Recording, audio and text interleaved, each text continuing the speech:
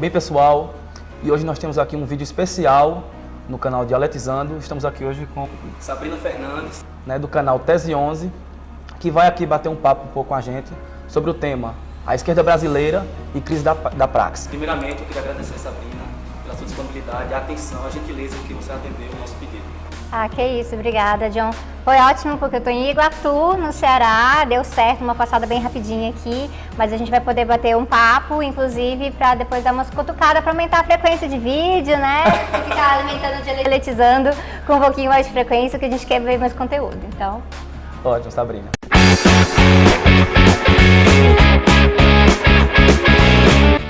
Então, o nosso papo, ele vai se direcionar mais em torno do livro que a Sabrina lançou recentemente, Sintomas Mórbidos, a encruzilhada da esquerda brasileira, que é um livro que eu recomendo desde já, aos inscritos do canal e demais pessoas que vão ver esse vídeo, porque é um livro que traz uma análise muito bacana sobre a conjuntura atual no Brasil e as questões e as problemáticas em torno da política da esquerda brasileira. E é em torno disso um pouco, Sabrina, que eu queria iniciar aqui o nosso papo, fazendo uma primeira questão, que é o seguinte. Lá no livro, no prefácio, você coloca que esse livro, ele não... Para quem está esperando que o livro seja igual, a metodologia do canal está um pouco diferente. E aí eu queria saber, então, de você, como é que tem sido essa experiência, esse trânsito entre a experiência de pesquisadora, de professora, do âmbito acadêmico, e essa experiência com as mídias sociais. Como é que tem sido esse diálogo? É bem interessante essa questão da gente ser professor e ir para o YouTube e a gente entender que o que a gente está fazendo no YouTube não é a mesma coisa de simplesmente uma sala de aula gravada. Tem outros métodos de comunicação, a gente tem que pensar o que seria um plano de aula em termos de roteiro, de uma forma bem diferente. Então é um exercício de didática que eu faço todo dia, que eu tenho que treinar várias vezes, que quando eu estou preparando um roteiro eu tenho que entender muito bem na minha cabeça qual que é o meu público-alvo, qual mensagem que eu quero passar e qual vai ser a metodologia para aquele público-alvo. E é interessante porque o que a gente vai vendo é que uma coisa que o professor tem que saber sempre é explicar uma coisa em vários níveis de dificuldade diferentes. Então, você tem que dar conta de explicar um conceito, tanto para uma criança quanto para uma pessoa que é pós-doutora, professor emérito e tudo mais, porque isso mostra que você realmente domina o tema. E fazer isso no YouTube, várias vezes, o que você tem que definir? Você tem que escolher qual que é a abordagem e qual que é o público-alvo, porque você não vai dar conta de explicar 10 vezes diferentes no mesmo vídeo. Você tem que descobrir qual que é a média do seu público. E esse, para mim, é um dos desafios maiores que eu encontro cotidianamente. A gente tem que ficar olhando a métrica do YouTube o tempo inteiro, a gente tem que ficar olhando questões dos comentários para ir acompanhando, descobrir qual que é a média do seu público e qual que é a sua proposta.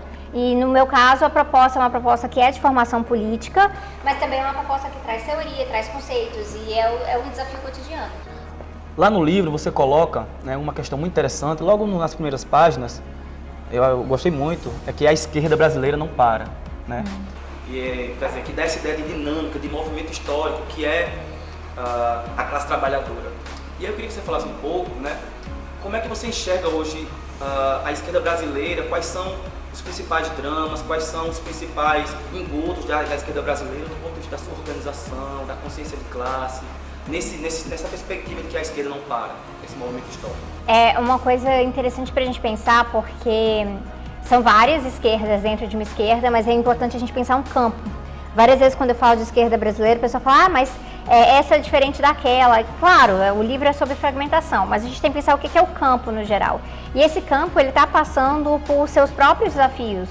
Neste momento, o que a gente classifica como interregno, e eu trato disso no livro, falando desse período em que o velho está morrendo, mas o novo ainda não está pronto para nascer, a esquerda está passando por seus desafios próprios em relação a isso. Então, o que significa o ciclo do PT no governo federal? O que significa, hoje em dia, a prisão do Lula e a pauta de liberdade para o Lula? O que significa, no Brasil hoje, a esquerda tentar se mobilizar contra o Bolsonaro, mas sem ter ainda um projeto coeso para apresentar para a sociedade, porque tem vários projetos fragmentados por aí. Então, cada partido fala uma coisa, cada movimento tem as suas prioridades. Então, essa questão dessa dinâmica da esquerda, ela é muito importante para a gente compreender qual o caminho que a gente tem que traçar agora. E eu acredito que a gente tem que focar bastante nessa formação de sínteses. onde que a gente consegue criar unidade real, não unidade simplesmente no papel, não unidade porque várias pessoas, várias lideranças assinaram um acordo conjuntos ou uma chapa eleitoral. É pensar, todos estamos, por exemplo, contra essa quantidade horrorosa de agrotóxicos que o governo está passando por aí. Então, como é que a gente vai se articular a partir disso? E como é que a gente vai garantir que cada uma dessas forças não seja incoerente com isso depois? Porque, por exemplo, não adianta se unificar na pauta contra os agrotóxicos e depois passar pano ou favorecer o agronegócio em outro sentido. Então, a gente tem que estar realmente fazendo esse debate cotidiano. E ele existe, esse diálogo, ele existe. O desafio que a gente tem é como é que a gente transforma isso num acúmulo de organização, de projeto político. Porque quando eu comecei a fazer essa pesquisa, John, era engraçado, porque muita gente falava assim, basta a esquerda sentar e conversar, que ela vai se unir. Conversa todo mundo, está todo mundo na mesma mesa de bar, inclusive. A questão é como é que essa conversa, ela realmente está dentro de um horizonte político de buscar criar essas sínteses. E essa é a parte mais complicada de todas, porque tem vários vícios no processo, vários desafios no processo, e eu vou explicando isso no decorrer do livro. E justamente acerca, Sabrina, dessa possibilidade de construção dessa unidade, né? Como é que você enxerga hoje, por exemplo, o debate entre classe e a luta identitária? Como é que você vê, né, dentro desse movimento de que a esquerda não para, e dessas esquerdas, como é que você vê esse debate, né, se ele tem avançado e no que ainda falta avançar? Esse debate talvez seja um dos debates mais complicados de se travar hoje em dia, porque ele chega com muitas paixões, pessoas com muitas perspectivas próprias sobre isso. Eu tenho feito um esforço de, quando a gente fala dessas pautas, de tratar como pautas anti-opressão, porque eu acredito que é uma maneira da gente trazer de volta para o marxismo, trazer de volta para o princípio de emancipação, de não tolerar nenhuma forma de opressão na nossa sociedade. A dificuldade que a gente encontra é que, para trazer esses debates anti-opressão, as pessoas oprimidas, elas também precisam ter mais voz, elas precisam ser mais valorizadas, respeitadas, e isso significa que em alguns momentos as pessoas que estão ocupando alguns espaços de maior poder, maior influência na esquerda, vão ter que retrair um pouco. E é onde eu tenho de vez em quando um certo desacordo. Por exemplo, eu acho que você já deve ter ouvido falar, quando fala assim, quando uma mulher avança, nenhum homem retrocede, ou algo assim. E eu não acho que isso é verdade. Se a gente está falando de uma desigualdade na sociedade, isso aqui tem que ocorrer. Então, vai ter muita gente, pessoas brancas têm que abrir mão de muitas coisas, homens têm que abrir mão de muitas coisas, pessoas hétero têm que abrir mão de muitas coisas. Eu acho isso interessante, porque eu falo assim, uma coisa, a pessoa hétero vai abrir mão do quê? Por exemplo, dessa valorização dessa instituição casamento que foi feita dentro do Estado ou no sentido religioso somente para héteros. Então, tem que haver uma flexibilização nesses processos inteiros. E isso, muitas vezes, é bater de frente com quem está ocupando cargos de direção dentro da esquerda. Isso é muitas vezes ter que encarar questões de opressão interna dentro da esquerda. Isso gera muito conflito. Recentemente, Jones e eu fomos citados em um texto aí, e aí chegou até a gente, em que a pessoa falava que o feminismo marxista está violentando frágeis. Eu falei, nossa, se essa é a situação, esse rapaz ainda não compreendeu que a questão para ele realmente ser um homem mais livre na sociedade, é que ele tem que se reconfigurar numa sociedade com mulheres mais livres, e aí sim, por consequência, quando a mulher avançar, nenhuma vai retroceder. Mas a gente tem que abrir mais a cabeça nesse sentido. Isso significa, por consequência, em que a gente tem que ficar alerta sobre a pauta liberal, como estudar apropriado. Então é aquela coisa, fazer oposição ao feminismo liberal, que eu estou sempre citando isso, fazendo oposição a isso, mas sem jogar o feminismo fora, trazer qual que é o nosso feminismo, que é classista, que é realmente emancipador, que realmente tem um projeto de sociedade revolucionário. No decorrer do livro, Sabrina, apesar de você adiantar mais na frente a influência gramsciana do trabalho, em termos de abordagem teórica, mas o leitor atento ele vai logo percebendo, né, de tão bem elaborado que é metodologicamente falando, né? Está em acto a metodologia, então você já consegue notar nas primeiras páginas a influência do Gramsci ali nos teus escritos. E aí, o próprio Gramsci, né, lá nos cadernos, principalmente no 13, quando ele vai falar sobre as possibilidades de organização dos trabalhadores, isso está muito associado à ideia de uma vontade nacional popular, né? Ou vontade coletiva. Ou vontade coletiva, né? Sim. E aí, como é que você enxerga na atual relações de força no Brasil, né? Em que nível ou se é possível falar de algum nível dessa vontade, né, coletiva, nacional, popular. E em segundo plano, que é outra ideia que ele traz ao falar da organização, é a ideia de um partido que faça essa reforma intelectual moral das massas, né? Que leve do senso comum ao bom senso. O príncipe moderno. Como é que você vê isso hoje em relação aos movimentos, aos atores que você fala no livro, os atores políticos dentro da esquerda revolucionária brasileira? Eu acredito que a gente não está nem de perto, assim, não estamos perto de forma alguma de uma situação de uma vontade coletiva no Brasil.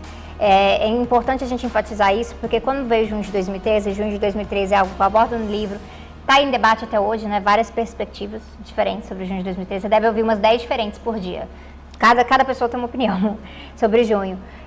Mas tinha uma galera que achava, nossa, tá vendo, as pessoas estão emergindo como uma multidão, e é diverso, mas há alguma coesão, sendo que não tinha coesão nenhuma. Não tinha coesão nenhuma. Então o papel é dar essa coesão. E aí Gramsci fala dos intelectuais orgânicos, tendo esse papel de dar a coesão para a consciência das pessoas, para que daí você possa extrair essa vontade coletiva. E aí a questão da organização ela é muito importante para Gramsci e eu gosto de bater muito nessa tecla, principalmente para gente que trabalha com YouTube, porque tem uma tendência, às vezes, nas redes sociais, as pessoas chegarem até a gente e falar, tá, entendi, esse é o problema, e agora? O que é para eu fazer? E esperar que a gente, faça tal coisa. Tem uma receita. Tem uma receita. E nem Marx tinha receita, então quem dirá a gente? Essa é a realidade. O que é a tarefa, né? Qual que é a tarefa central a partir disso? Se organizar. Então, isso passa por considerar que tem alguns debates que eu, por exemplo, não acho responsável a gente fazer no YouTube. São debates que a gente faz de organização. Às vezes o pessoal fala assim, por que você não está falando de autodefesa e tudo mais? Gente, porque eu vou fazer autodefesa para o governo inteiro pegar eu falando isso na internet? Esses são trabalhos que a gente faz só dentro de organizações. Então, se você está sentindo um vácuo, se você não está sentindo que a sua frustração política está realmente ganhando vazão de uma forma produtiva, talvez esteja faltando uma organização política para dar esse sentido para você. E se você está numa organização política e não está sentindo este sentido, é hora de estar fazendo enfrentamentos, disputas internas ou até mesmo procurar uma outra casa política. E essa questão, o príncipe moderno, ele tem esse papel de dar a direção para o horizonte. Mas para a gente pensar direção, a gente tem que estar entre os nossos, a gente tem que estar agindo coletivamente, a gente tem que ter debates vívidos com bastante democracia interna, que é uma dificuldade muito forte na nossa esquerda. A gente tem uma tendência a fisiologismo, a gente tem uma tendência à burocratização, isso atrapalha muito esses debates, mas no geral o que a gente pode notar é que uma vez que as pessoas começam a se organizar, elas vão se vendo um no outro. Aí vai surgindo uma coisa que é solidariedade política. Se você está um pouco menos sozinho, você vai ter mais pessoas caminhando juntas, mais pessoas se acolhendo, mais pessoas quebrando a cabeça para resolver os mesmos problemas. E aí, de repente, você que está exausto, tentando fazer tudo na militância logo de uma vez, vai ter outras pessoas fazendo com você, então você vai dividir esse fardo e vai ser muito mais proveitoso, vai ser muito mais eficaz no final. Sabrina, o Gramsci, quando ele vai tratar da questão meridional, ele buscando tentar pensar um pouco essa organização e essa construção dessa vontade nacional coletiva popular, né? Ele fala muito o seguinte, ele diz que do ponto de vista da vanguarda, dos operários do norte da Itália, era necessário colocar na agenda, aqui pensando um pouco nessa unidade, que programa econômico seria discutido com os camponeses.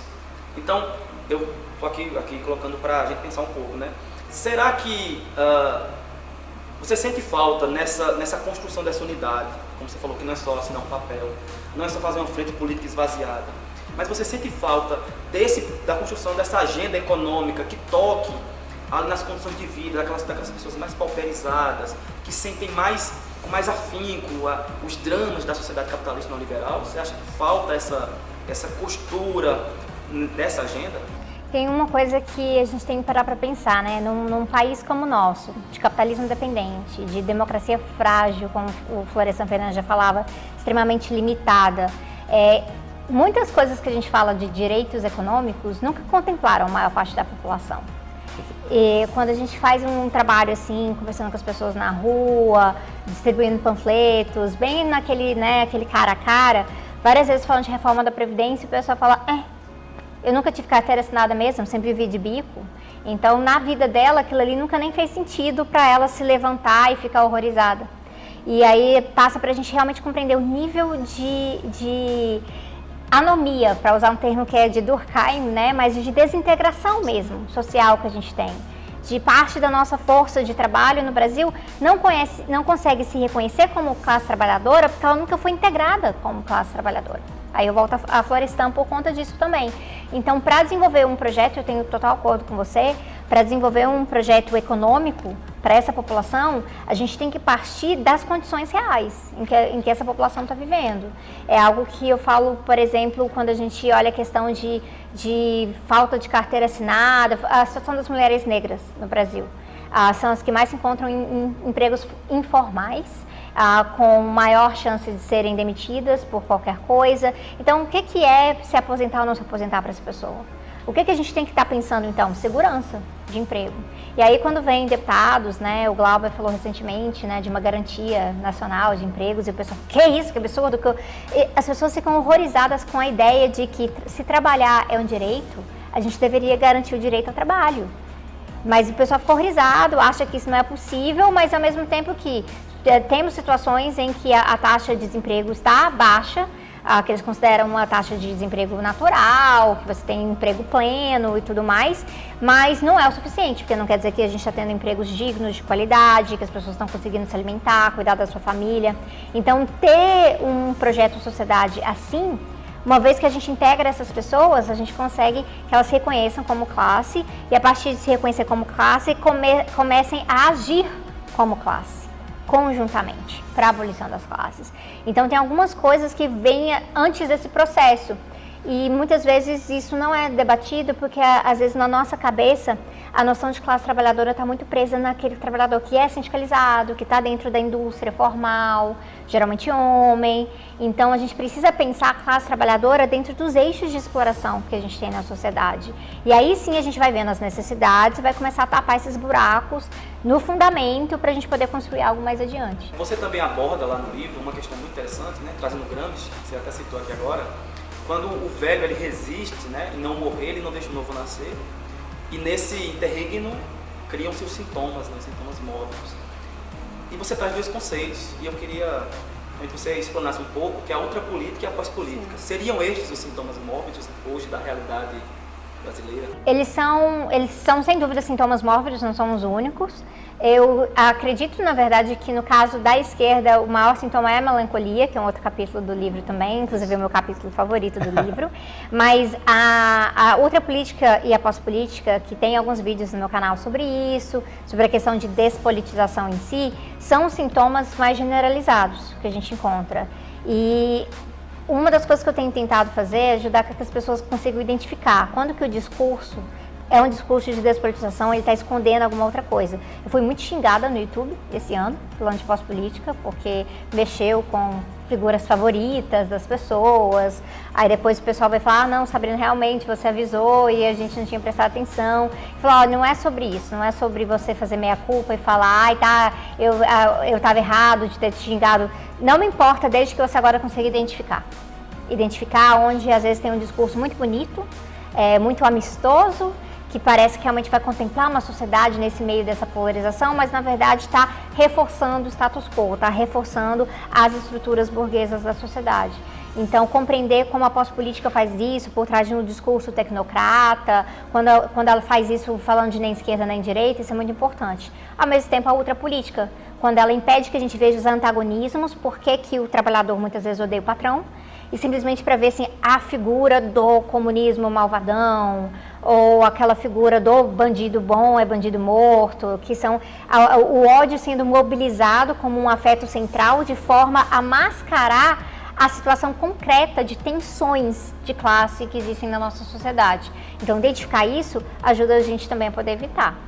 Então, no caso, a ultrapolítica seria uma forma de política mais coercitiva, mobilizada pelo ódio como afeto político, né? O Zizek, ele fala que é uma política militarizada.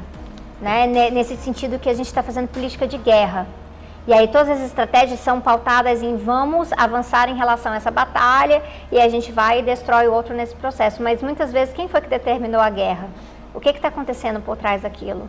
É o soldado que está ali morrendo, que está sendo massacrado. Então a gente tem que compreender qual que é essa figura do inimigo de I maiúsculo e ver que muitas vezes a forma que o governo Bolsonaro, a campanha de Bolsonaro se deu, foi colocando a gente que está tentando trabalhar com os trabalhadores, numa formação de classe, colocar a gente como grande inimigo, através de pânico moral, através de espantalhos, de marxismo cultural e tudo mais.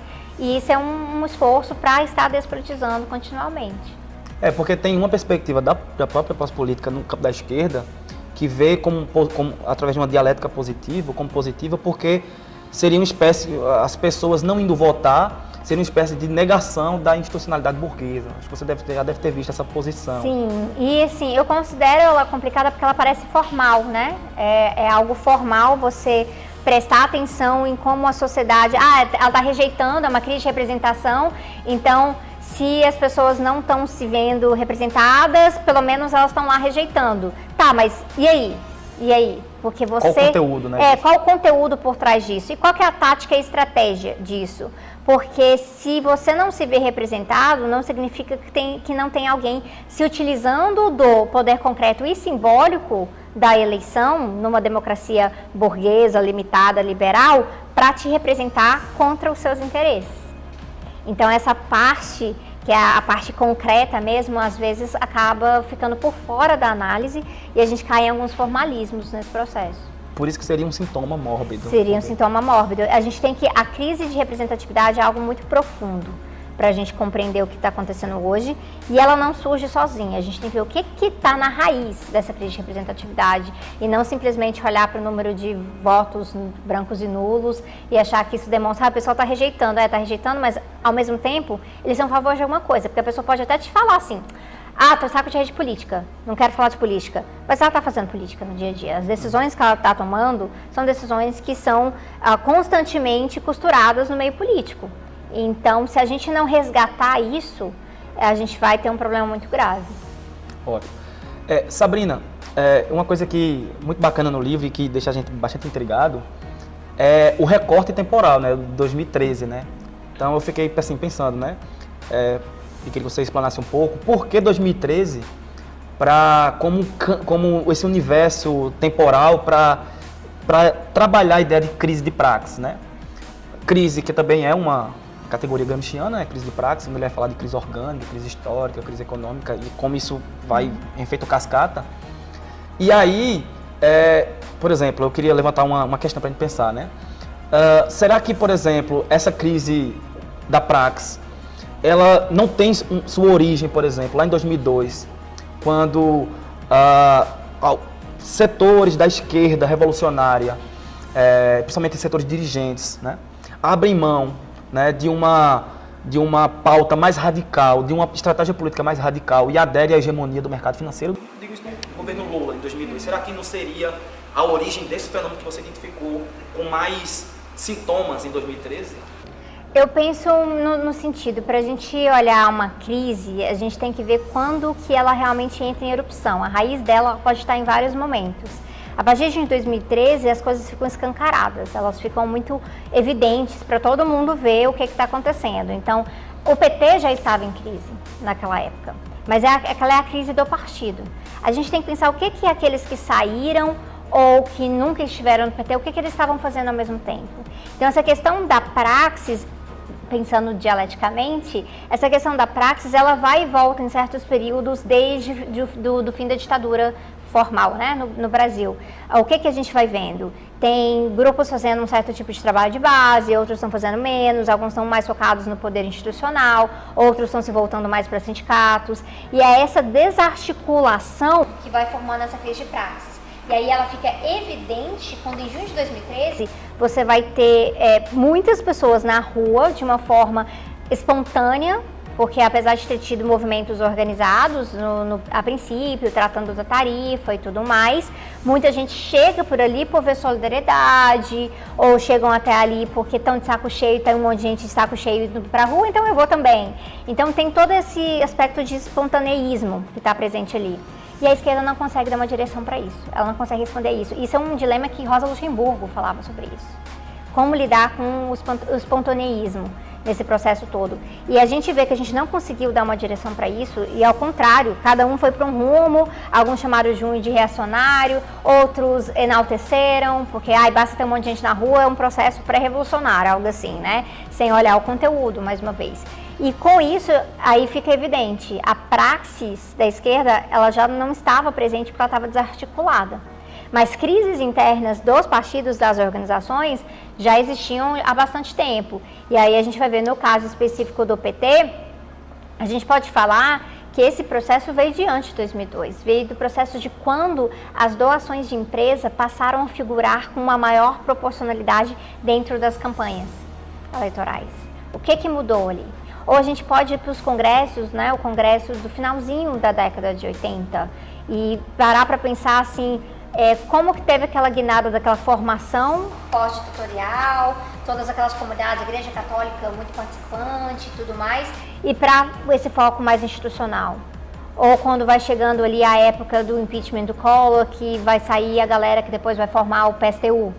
Então essas crises já estavam muito presentes porque o PT é um partido que é o maior projeto, o maior exercício da esquerda brasileira desde a existência de uma esquerda brasileira. Ele é um exercício que teve certos êxitos que precisam ser reconhecidos, mas que por ter juntado muita gente, né, meio que uma farofinha, cada um de um canto ali, algum momento, se não tivesse um esforço muito forte dentro do partido de garantir democracia interna, de fazer os debates necessários, de reconhecer as contradições e buscar trabalhar para resolver essas contradições, ia começar a ter esses rachas, aqui ou ali. Porque a história da esquerda é uma história de rachas. Essa é a realidade. E aí o que a gente vê nesse processo específico do PT é que não tiveram tato para lidar com isso. Muita insatisfação foi suprimida, muita insatisfação foi assim, não serve, então vai embora. E aí a construção do partido, e aí aqui é algo que eu tento falar um pouquinho disso no livro, eu acredito que a construção do partido ficou subordinada à construção da legenda. E aí isso é um problema que é enfrentado até hoje pelos companheiros que continuam dentro do PT, tentando fazer uma disputa do PT mais à esquerda. Sabrina, eu queria que você fizesse uma breve avaliação, né? Obviamente que está no calor da hora, né? Como é que você está olhando esses movimentos, né, internacionais, principalmente de organização dos trabalhadores, né, de vitórias eleitorais, principalmente aqui nos nossos países vizinhos, né? Será que há uma possibilidade, né, desses, alguns consideram como bons ventos, né, eles chegarem aqui no Brasil, eles repercutirem aqui no Brasil e darem algum sentido a esses sintomas móveis, a essa encruzilhada que a esquerda se encontra? Olha, eu sou mais pessimista. Eu olho, por exemplo, a Argentina, né? A eleição agora, muita gente muito feliz. E, claro, quando você está lidando com o Macri, a gente olha para peronistas e fala, ei, da hora, que bom, um alívio. E é isso, é um momento para a gente respirar, para o pessoal da Argentina respirar e não estar lidando com aquele neoliberalismo extremamente cruel do Macri. Mas também não é um projeto revolucionário, também não é um projeto que vai mexer, estremecer os fundamentos do sistema econômico na Argentina. Não vai. A gente já viu o que é Cristina Kirchner antes, a gente já sabe como é que o peronismo funciona na Argentina. Então, eu acho que o mais interessante para olhar para isso são os movimentos de massa que existem nesses processos inteiros, porque não foi simplesmente galera cansou do Macri e foi elegeu a oposição. A gente vê a força das mulheres na luta por direitos reprodutivos na Argentina. A gente vê isso no Chile também, as mulheres feministas muito fortes. E aí volta para uma das perguntas iniciais, né? Quando a esquerda fala assim, essas pautas identitárias aí tá atrapalhando e tal. Não para pensar o tanto que essa força feminista tem surtido um efeito de grande diferença nesses processos nos nossos países vizinhos. As mulheres trazendo muita gente para a rua. E aqui no Brasil tem uma tentativa de desarticulação contínua em relação a isso. E nossos outros desafios também, né? A gente fala assim, o Brasil é um país de tamanho continental. Lidar com essa situação no Brasil de mobilização é muito mais complicado. A gente tem menos acesso no Brasil em termos de internet do que o Chile. O Chile está melhor colocado com acesso à internet. Então, se a gente está fazendo aqui mídia alternativa, comunicação na internet, tentando alcançar pessoas, muitas pessoas não vão ser alcançadas simplesmente pelo fato que a TV chega mais longe do que a internet. Então, nós temos desafios mais concretos, é mais difícil fazer trabalho de base num país dessa extensão territorial. A nossa esquerda, eu acredito que está mais articulada, sim, mas não é o fim do mundo. O que a gente precisa pensar é o quê? Não basta a gente somente rejeitar o Bolsonaro. A gente tem que apresentar alguma alternativa para a sociedade. Na Argentina, a esquerda moderada está conseguindo apresentar isso. No Brasil, a esquerda radical às vezes bate muito na tecla de algumas coisas, mas não consegue demonstrar a força necessária, porque ainda falta muito trabalho de base. Tem várias razões para isso, tanto razões próprias quanto razões externas. Mas a própria esquerda moderada no Brasil, que seria correspondente a uma esquerda, por exemplo, peronista na Argentina, essa esquerda moderada não está conseguindo apresentar um projeto. Essa foi uma dificuldade muito grande ano passado, quando a gente foi fazer banquinha pela democracia, virar voto, esses processos para tentar barrar o Bolsonaro no segundo turno, e o pessoal, a população não conseguia identificar qual era o projeto da campanha do Haddad. Isso atrapalhou muito a gente na hora de estar conversando com as pessoas. Então, não basta falar assim, olha, o Brasil vai ser feliz de novo. Eu entendo o valor da memória, do tema e tudo mais, mas realmente o que isso significa? E aí tem alguma coisa que volta para aquele ponto central. O que a gente vai apresentar em termos de empregos? O que a gente vai apresentar em termos de acesso à educação? Porque só barrar as formas mais cruéis, violentas que estão vindo do governo Bolsonaro é retornar a um ponto em que a burguesia continua confiante, ela continua confortável. Então, o que a gente vai colocar no lugar que realmente possa romper esse ciclo é uma das nossas perguntas-chave. E talvez tenha algumas coisas que a gente pode aprender com os nossos companheiros na América Latina, mas tem muito que a gente precisa descobrir a fórmula brasileira mesmo, como é que a gente vai fazer isso dentro do contexto e dos desafios que a gente tem no Brasil. Então, pessoal, esse foi um pouco desse papo muito gostoso com a Sabrina Fernandes. Queria agradecer demais, Sabrina, Valeu, a sua presença aqui no Ceará, em Iguatu e no canal, né? E um pouco do papo para que vocês se sintam instigados a ler o livro Sintomas Mórbidos. Até mais. Até mais, pessoal. Não se esqueçam de se inscrever aqui no Dialetizando, tá bom? Tchau, tchau. Tchau, tchau.